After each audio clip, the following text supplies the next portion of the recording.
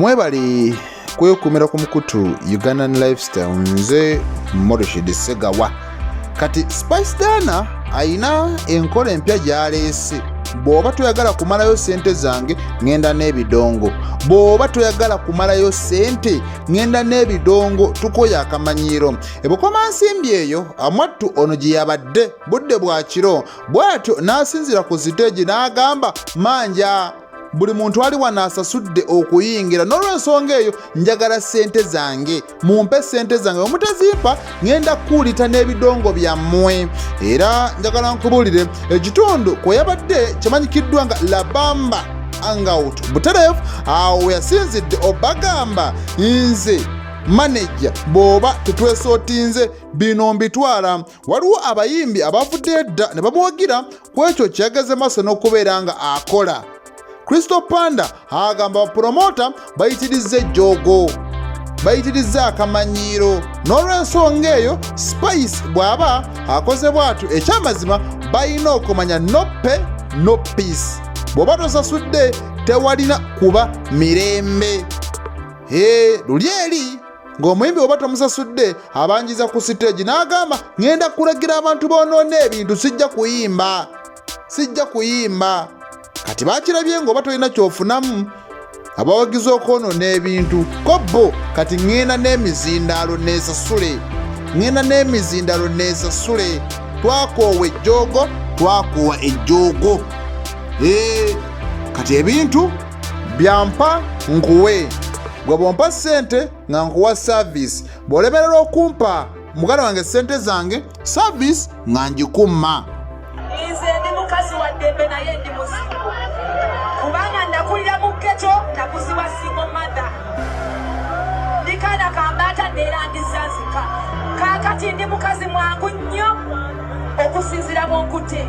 Kati nva wano n'emizindaalo gino egijja mu ssente z'emmanja.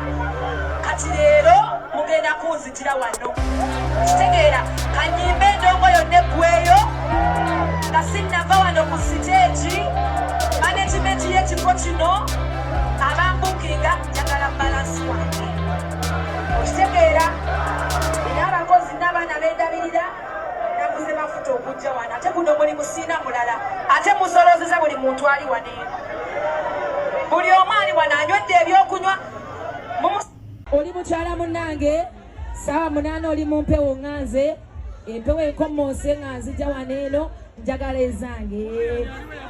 Nze namukwaya Hajara Spice Diana.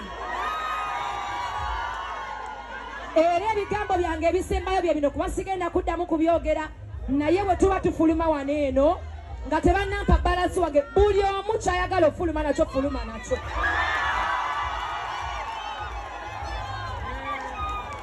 Wemba ngenda sula mukomera wano bukoma nsimbi nja sulawo, okitegeera. Naye mbagambye ekisinza okunnuma nyingira se omunzigalirayo wali buneme kuyingira kuyimba olw'okubanga mmanja ezange.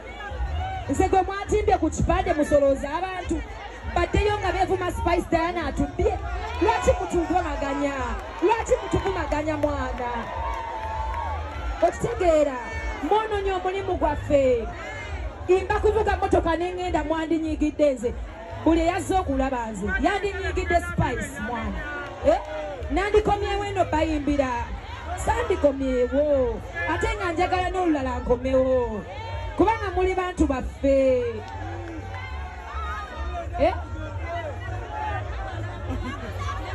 Tusooke tubeere bakkakkamu. Nze kankole ogwandeese kansooke ennyimba nzimaleyo, baleme kwekwasa nti saakoze, sizimalayo.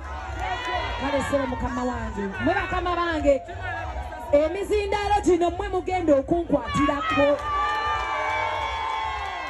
Nze mbabuulidde siri mukazi wa kibuli, naye ate nkirinamu kuba ndi mukazi mukozi omupambanyi, nja ku ntuuyo zange, sumulula endongo. Kati bye bigambo Spice Amwattu bye yasobodde okubeera nga ayogera mu kiseera ekyo.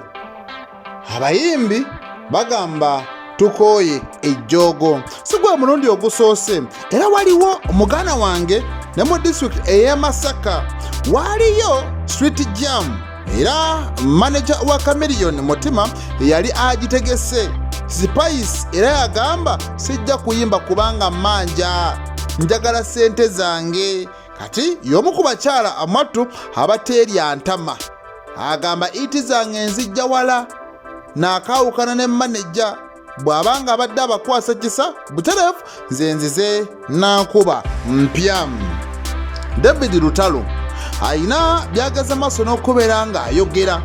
Ono mu byayogedde Amatu waliwo ebyewuunyisizza ensi. Omanyi abantu bagenda ne basiba ku bannaabwe obulwadde ne bagamba gundi oyo okusinziira w'atambulamu ne bw'afaanana yandibanga ayina akawuka. Kati David Lutalo naye agambye nkooye abantu okuddeyo ne mumpayiriza byessiri, kambabuulire olugero we lwajja, kambabule buli kimu we kyatambula byali bitya.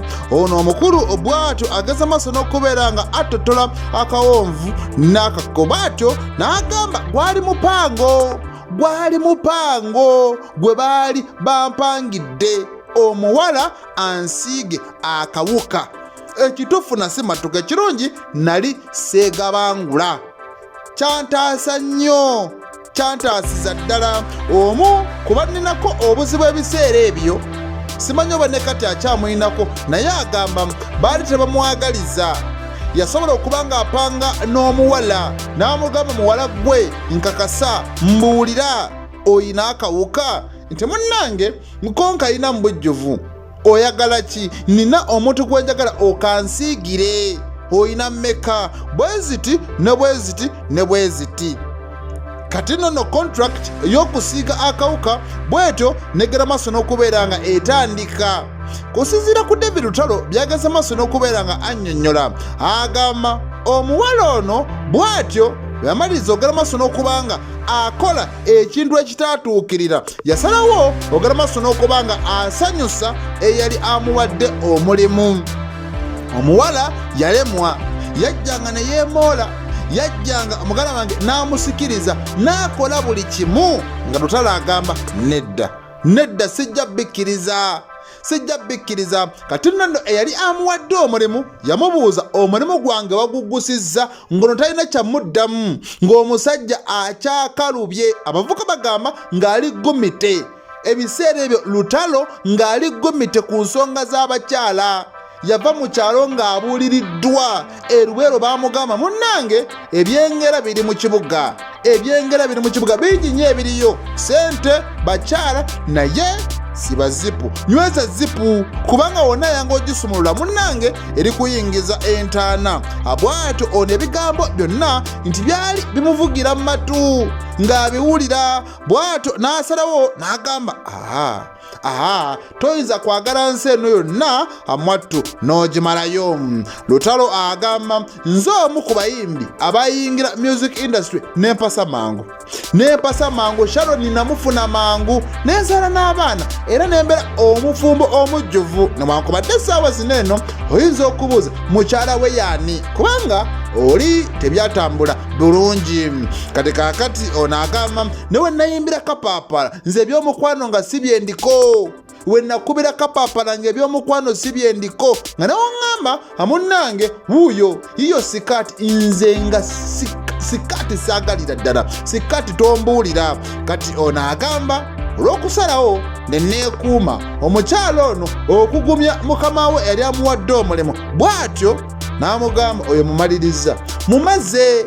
Kati olw'okuba n'oli tabuuza ono nti oyo akumaliriza, munnange ne bisigalaawo. Kati omuwala n'atandika kwewaana, Lutalo namumala. Mu myaka egitali gyawala mugenda kumulaba ng'akawuka kamwetimbye.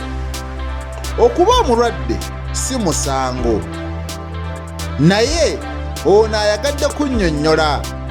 Abagamba nti nayimba embwa y'ekatwe n'ebirala, ebintu bino eno byali weebiti. Lutalo munnange kati TikTok, social media, abantu abamu bamuyisaamu eggaali era batandika n'okugamba Lutalo kino Lutalo kiri. Kyova olaba asalawo oluusi okuvaayo ne yeewozaako annyonnyole ensi buli omu ategeere ekituufu. Olaba bamufaananyizza ne Christopher Okero Onyum ne bagamba nti amufaanana naye bannammwe ebintu byemukola si birungi. Kale kankutereyo akatambi nga Lutalo annyonnyola ku nsonga eno gye mbadde nkubuulira. Bansindikirako ku mwala omulwadde nga waliwo omulabe wa Mukuteze. Tuyise mu bintu bingi nnyo. Omuwala bw'ataafuna era kati eyamusindika kano kakutuulemu bw'alema okufuna kye bamutumye bali nga bamutadde ku pressure n'agamba namumala.